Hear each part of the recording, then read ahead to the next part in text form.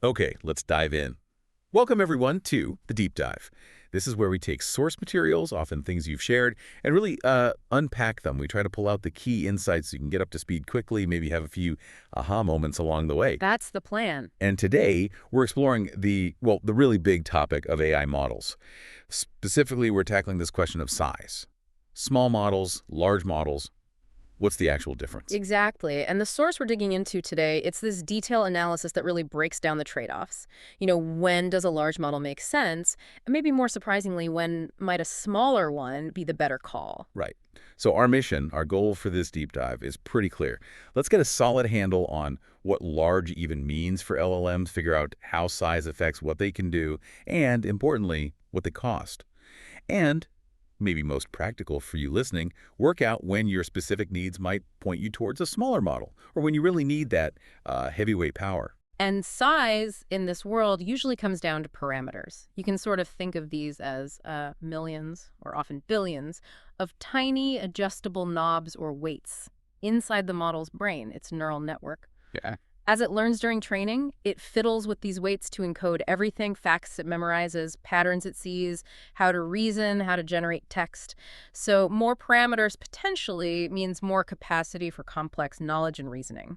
The range we're seeing today is just wild, isn't it? Yeah. The source mentions models down around, what, 300 million parameters? Yeah, tiny, relatively speaking. Small enough they can actually run right there on your smartphone, doing things like, predicting the next word you type, on-device stuff. Okay, so that's one end. What's the other extreme? Oh, the other end is these giant frontier models. They live in massive data centers, need rows and rows of powerful GPUs, and we're talking hundreds of billions, maybe even approaching a trillion parameters now. Can you give us some specific model names the source mentions just to Oh. make those numbers feel a bit more real? Sure. A good example of a smaller but capable model, often cited, is Mistral 7B. That 7B tells you has about 7 billion parameters. Okay, 7 billion. Small-ish. Right. Now, contrast that with something like Llama 3 400B. That's 400 billion parameters, definitely in the large camp.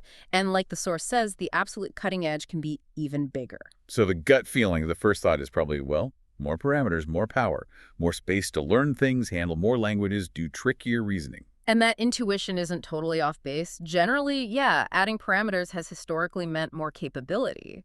But, and this is the huge but, the source hammers home the cost. It's astronomical. Yeah. Bigger models need exponentially more compute, more energy, more memory, not just for the insane task of training them initially, but every single time you ask them a question, every inference. So it's not just bigger is better, full stop. The source seems to be suggesting something more nuanced, that smaller models are actually getting really good, sort of punching above their weight.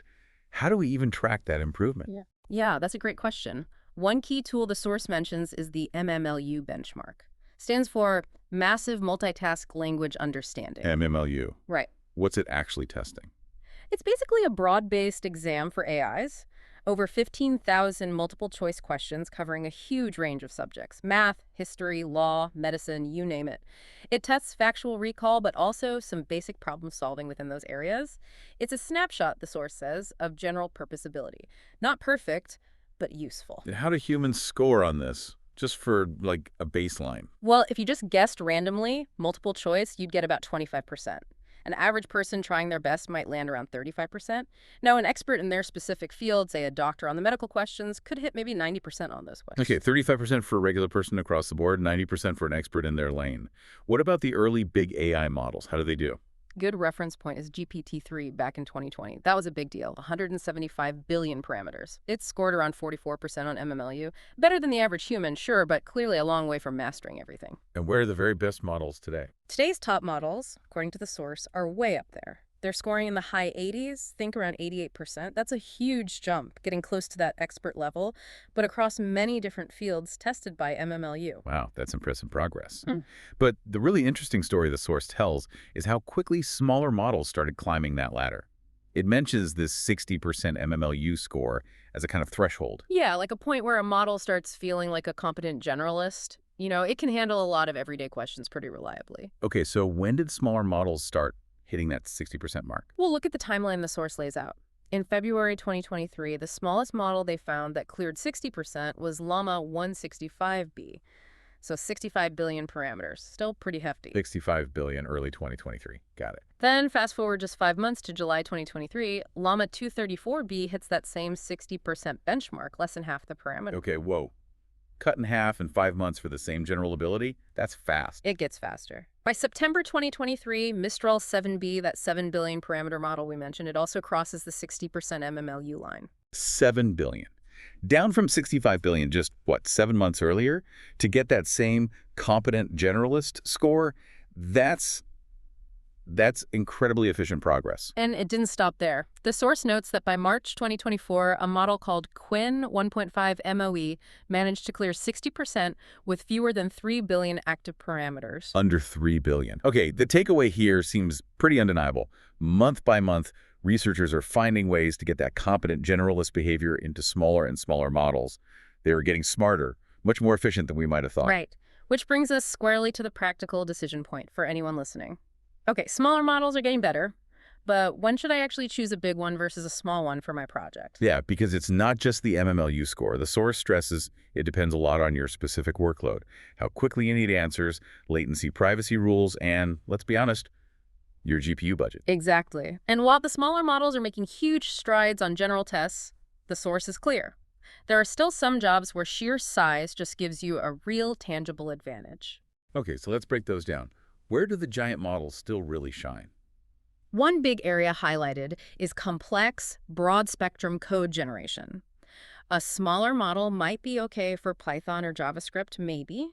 But if you need something that understands dozens of languages, can reason across a big code base with multiple files, figure out unfamiliar APIs, handle weird edge cases, that still seems to benefit immensely from the scale of the largest models. That makes intuitive sense, kind of like needing a bigger brain for a really complex, sprawling task. What else? Very large document processing. Think about feeding an AI a massive legal contract, or detailed medical guidelines, or a huge technical standard.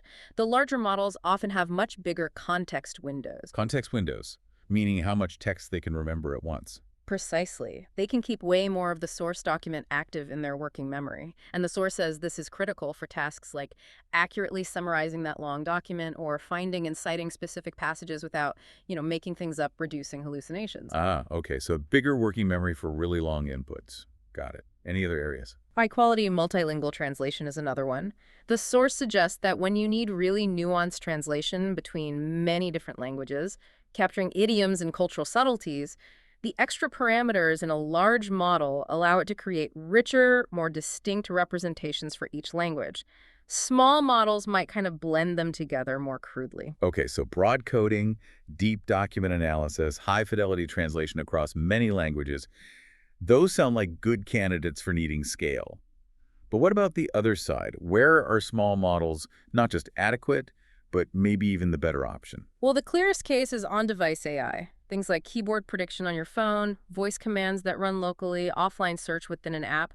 These need to be super fast, like sub-100 millisecond responses. Right, instant. And often you have really strict privacy needs. The data shouldn't leave the device. Small models that can physically run on the phone or device hardware are perfect, really the only option for that. Speed and privacy basically force your hand towards small models there.